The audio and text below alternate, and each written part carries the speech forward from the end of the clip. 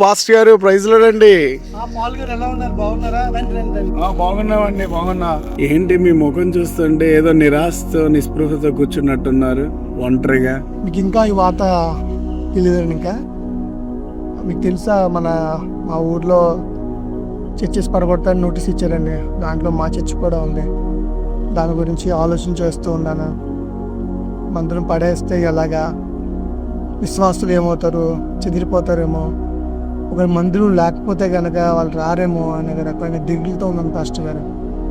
దీనికి ఎలా చేస్తే బాగుంటుందో నాకు అర్థం కాక ప్రార్థన చేస్తూ మౌనంగా ఉన్నాను దగ్గర.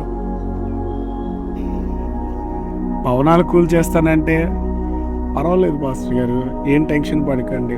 మనమే దేవుని ఆలయం అని దేవుడు వాక్యం సెలవిస్తుంది కదా. వారు భవనాలు కూల్ చేస్తే ఇళ్లలో కూడుకుందాం, ఇళ్లలో వద్దంటే చెట్టు కింద ఆరాధిద్దాం.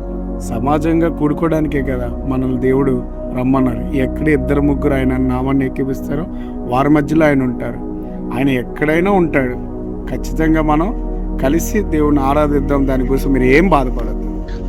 నిజమే పాల్ గారు, నేను దాన్ని ఒప్పుకుంటున్నాను, దాన్ని నేను అంగీకరిస్తున్నాను. కానీ విషయం ఏంటంటే, చాలామంది విశ్వాసులు ఎలాగా అడుగుతున్నారంటే, మనం ప్రార్థన చేస్తున్నాం కదా అయ్య గారు, దేవుడు ఎందుకు ఇలా చేస్తున్నాడు, మందిరం కూలి చేస్తే మనం ఎంత కష్టపడి కట్టుకున్నంతమంది డబ్బు వృధా అయిపోతుంది కదా, మనం ఏమీ చేయలేమా అని ఒక డిప్రెషన్లో వాళ్ళు మాట్లాడుతున్నప్పుడు నాకు ఏం చెప్పాలో అర్థం కావట్లేదండి.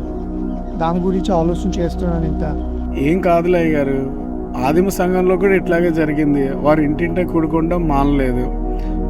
భవనాలు అయితే కూల్చగలరు, కానీ మనలో ఉన్న విశ్వాసాన్ని ఎవరు కూల్చలేరు. వారిని విశ్వాసాన్ని కాపాడుకోమని చెప్పండి. మన విశ్వాసాన్ని కూడా మనం కాపాడుకుందాం, ప్రార్థన చేద్దాం. ఆయన వచ్చే వరకు మనం ఎక్కడ దొరికితే అక్కడ అవకాశం దొరికిన చోటల్లో కూడుకొని దేవుణ్ణి ఆరాధిద్దాం. మనం దేవుళ్ళో ఎదుగుతాం. దేవుడు మిమ్మల్ని బలపరచును గాక.